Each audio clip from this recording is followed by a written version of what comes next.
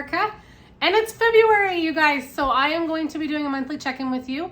I hope to do a monthly check-in at the beginning of every month, the first of the month, kind of the first week of the month, to check in and let you know what quilting progress I have made. So last time we met in January, I had some works in progress, and I want to share those with you, what I got done on that list. So one thing was this fall leaf. So I had this fall leaf block. It just needed an envelope back to make it a pillow cover. So I put that envelope back on there, and now this is 100% complete. So happy about that. That was one of my works in progress. Another one was these, oh, and I should say, this fall leaf pattern, if you're interested in it, this was from Lori Holt's book, Farm Girl Vintage. So I made the 12-inch block. I did add a border to make it a little bit larger for this pillow cover, but that pattern's by Lori Holt. My next works in progress was this Boxy pouch, and this pattern is by Redrainbootshandmade, and I had 2 of these started, and I wanted to finish them, so I was able to get those done. And again, this pattern is by Redrainbootshandmade. So those were my 2 works in progress. Another thing on my list that I've always wanted to make is a boxy pouch. Have any of you guys ever made a boxy pouch like this? It was super fun. Now the pattern did call for soft and stable, but I did not have any soft and stable, so I just used what I had. So I used some quilter's batting, and it is really smushy. You can see that. It called for interfacing in the handle, and so that is really stable. But this box does squish down. So this is actually, was like my tester. So kind of like my prototype. So there's the inside there. I wanted to make one of these and thought, okay, I'm just gonna make a tester, see how it goes, and then I might make more of these. So this was a super fun pattern. This was actually from one of my local quilt shops. So if you want to look them up, you can. But this pattern, for a boxy pattern, came from one of my local quilt shops. It is called My Girlfriends Quilt Shop. And they're out of Logan, Utah. And you might be able to find the pattern from them, I think, maybe on their website. One time I went into their shop and they had a freebie pattern years ago. And so that's the pattern I used for this boxy pouch. I've also seen several patterns for these on like Pinterest. So I'm sure you can find a pattern somewhere, but isn't that cute? You can see how big it is compared to my hand. I think it's super cute. It'll be fun. I plan to give this as a gift, but I'm happy I was able to make this as like a jumping off point, a starting point. So I'm super excited to have made this. So boxy pouch, that was on my list. I quilted up the fabric, you can see. It's been on my list for a while, for years, never made it. Finally did. So that's one thing I completed in January. Okay, I have made more blue and white blocks. So here is a bear paw pattern. I just found this on Pinterest. I'm sorry I don't have the link or the information on that. I just found a pattern on Pinterest for this 12-inch block, and I made this blue and white block. I have this blue and white block I just made. So I'm adding all these to my stack of blue and white blocks, so one day I can make a blue and white quilt. This pattern was from this Flying Geese one was from Lori Holt's Farm Girl Vintage book. So this one finishes at 12 inches as well. And then this 12-inch one is also from Lori Holt's book, this star one. So I now have these 3 blocks to add to my stack of blue and white quilt blocks, because one day my plan is to make a blue and white quilt, kind of like a sampler quilt. So okay, so the next thing I worked on this January, or it's February now, but in January, I made a whole cloth quilt. So I have a cousin having a baby, and I decided I wanted to do something kind of easier rather than making a baby quilt. A whole cloth quilt is a lot easier to make because it's just simply what it sounds like, a whole cloth. So what I do for mine is I just take a yard of fabric for the front of the quilt, a yard of fabric for the back of the quilt, and I sandwich them in between. I put a piece of batting in between, and I just quilt it up. So this is what it looks like. I'm gonna scoot over here. this is the fabric. This is actually an art gallery fabric. You can see the fabric really hides the quilting. You almost can't see the quilting. And then on the back, it's also an art gallery fabric. And the reason why I actually am using the art gallery fabric, it's kind of just a coincidence that they both happen to be art gallery fabrics. I just pulled off my shelf and found some fabrics. I wonder if that's a starting and stopping point. You can see that there. But anyway, on the back, it really shows off the quilting. So I wanted to share an idea with you, and I've shared it before, but when working on a whole cloth quilt, you are really able to practice your free motion quilting. So you can just see my free motion quilting there, this all over meander or stipple. Anyhow, it's just a really fun way to practice your quilting and to really get in the groove and whatnot and come up with a pattern or whatever you gotta do. So this whole cloth quilt again will be for my cousin. This is the back. I'm calling this part here, this coral part of the back. And then this is the front. And then what I did is I just went through my stash again and I found this fabric for the binding. So when I sew my binding on, I sew it to the front of the quilt and then I fold it over and then I will be hand stitching it to the back. So that's what it will look like. But anyhow, so this is a whole cloth baby quilt, a whole cloth quilt. And yeah, it's really fun to get a lot of practice for free motion quilting. So that will go to my cousin when that's done. The next thing I was able to work on was these Moda Love quilts. So I did post on my community tab.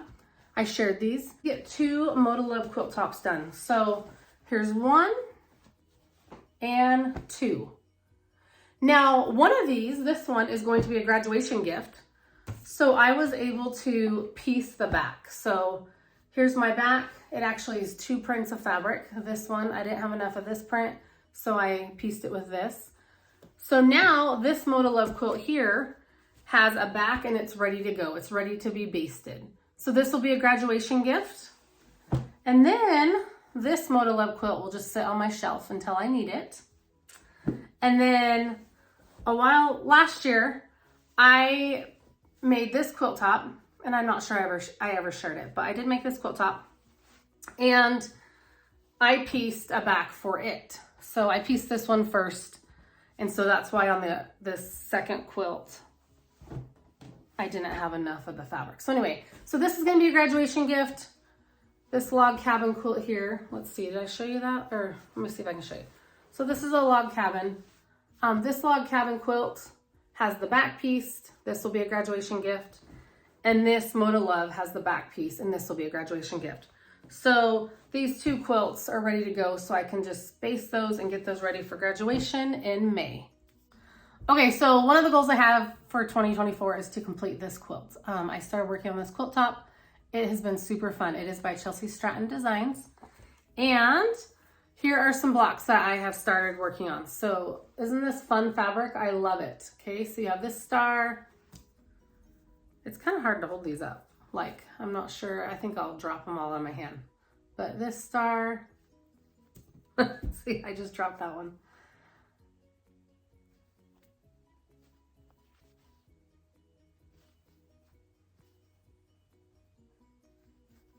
And this one. So anyway, so super fun. I'm having lots of fun with it. I love the fabrics I chose.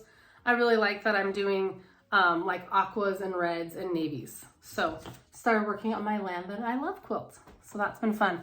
A new project kind of snuck in there. I decided I wanted to cut up some scraps. So I cut up my blue scraps, some gray. Let's see, I did blue, gray, blue and gray, brown, black, green. And I cut them into strips, and I'm going to do either 9 patches or 16 patches, I'm not sure. I want to make some teen boy quilts. So I'm going to be combining these with some background fabric to make those patches. I don't know if I'll do the 9 patches or the 16 patches, but I got a whole bunch of scraps. These were just all in my scrap bin. What I did is I just made sure that they were 2.5 inches wide when I pulled them from my scrap bin. And then the pattern I'm using is 11 inches long. So each of these strips is 2.5 inches wide by 11 inches. And I'm using a tutorial by Red Pepper Quilts. So if you follow her, she's on, she has a website or a blog, and she has, I just call it a website, I guess, but I don't know. I can't remember if it's actually a blog, but I think it's just redpepperquilts.com if I'm not mistaken, but you'll have to look her up. But Red Pepper Quilts, she is also on Instagram, and I've used her tutorial before and made a postage stamp quilt. And so what she recommends, she has several different cutting guides. I just chose the one that took 2.5-inch strips. So she has some that are smaller as well. On her website, it just says cut them 2.5 inches by 11 inches is what this measurement is. And then you just pair them with your background fabric. So if you're interested in that, you can find that on her site. Again, it was the postage stamp tutorial. So that's what I'm going to use for these when I get to it. I don't have enough background fabric. I just wanted to work on cutting up all of my scraps that were blue, black, brown, gray, and green. That was my goal. So, and once again, my goal is to make some teen boy quilts. And I just thought this was kind of an easy, fun way. I found an idea on Pinterest, like an inspiration photo. And so I'm going to go off that and make a quilt one day. Hopefully this year. Hopefully this project gets done this year. We shall see. Okay. In some of my other videos, I started doing some, I guess, additional quilting as I make quilt blocks. And I started making these Dresden plate blades, or I think the pattern calls them wedges. And so they are really piling up. And by piling up, this is what I mean. So I do have my template and stuff in there because I want it to stay with this project. And I have it in this project bag, but you can see all these wedges I have sewn. Now, I guess I use that word interchangeably. I say either wedges or blades. Anyway, okay, so these wedges, the pattern calls them wedges. It takes 20 of these to make a full circle or to make a Dresden plate. So I need to count these up and see how many I have and like where I'm at in this process. But anyway, it's been way fun. So I did share about this in one of my videos. I got really excited about this quilt, and when I did my video on block 6 for the Barnstar sampler, I really talked a lot about this Dresden quilt, and the video was mostly about this. So I apologize for that. I guess I got carried away. But I am excited about this quilt. So these wedges, you probably saw it in that video if you watched it, but these are just my leaders and my enders. So they really added up. They piled up, I guess you could say, because leaders and enders, every time I'm done sewing a project or starting a project, I sew on these wedges. So this has been fun knowing that. To me, it's been super fun knowing that I'm working on a secondary quilt. So kind of fun. I think it's fun. I'm excited to have that Dresden quilt done. Like, it's going to be super cute. Okay, and so the last thing I want to share with you is in January, when I did my video about New Year and my plans and all that, I shared with you some Valentine's fabric that I had. So I told you that I wanted to make a mini quilt because I want to hang it on this wall behind me. And I got that done. You guys, oh my gosh, I'm so excited. So let me share it with you. I love it. I love it. I love it. I'm so excited. And before I forget, the pattern I used is called Hearts and Kisses Table Topper by Missouri Star. So this was a free pattern on Missouri Star, and it's called Hearts and Kisses Table Topper. So is it upside down? I can't believe I did that. I like totally thought I was grabbing it the right way and then didn't. Okay, so here it is. So let me scoot my camera back a little bit so you can see the whole thing. Isn't that fun?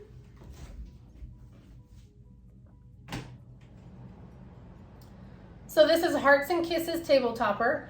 These fabrics are from Riley Blake, and I only know that because I just bought them at the end of December. So Riley Blake fabric.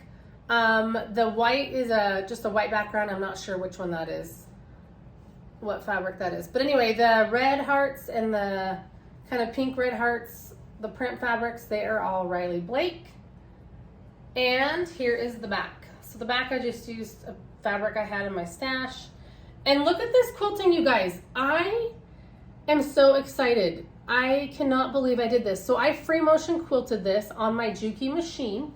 I have a Juki, and I've shared before, I've shared some tutorials, but anyway, I have been practicing these hearts, and I thought, oh, this wall hanging is the perfect opportunity to use this design. So I've been practicing on paper, and here's a close-up of the front. But look at those hearts. Oh my gosh, I am so excited. I love them, love them. I cannot believe how nice this turned out. I'm really impressed with myself, to be honest. I really am. So once again, this is a pattern, a free pattern from Missouri Star. It's called the Hearts and Kisses Table Topper. I did modify mine. I think she has more X's and more hearts on her table topper on the pattern that she shows on Missouri Star, but I only needed 4. And while we're talking about Valentine's, I thought I would share this with you. So I went to Dollar Tree the other day and I picked up these cute plates so that I can do like a breakfast for my kiddos and this table cover. So I thought for Valentine's Day, this would be way fun to do like a little breakfast table setting for my kiddos. So I wanted to share that with you guys as well. Okay, thanks for watching this video and doing this check-in with me. I hope to do this check-in every month just to kind of show you where I'm at, what I've gotten done, things like that. I do know my goal this month is to finish this. I need to hand sew the binding onto this whole cloth quilt, and then I need to get it into the mail. So this is probably the last time you'll see this. However, I do have an Instagram, so if you want to find me over there, I'm on Instagram at Dresses and Spurs, and I do post pictures there quite often. So I might post a picture of this when it's all finished, but for the month of February, I need to get this one done in the mail, and I'm not sure what else I'll work on. I do have the graduation quilts I need to get done, but they don't need to be done until May. I do want to get them done earlier, but I'm not sure if I'll get them done this month or not. But I will check in with you guys next month and let you know what I've gotten done, what projects, new projects have come up, and things like that. Thanks for watching. See you next time.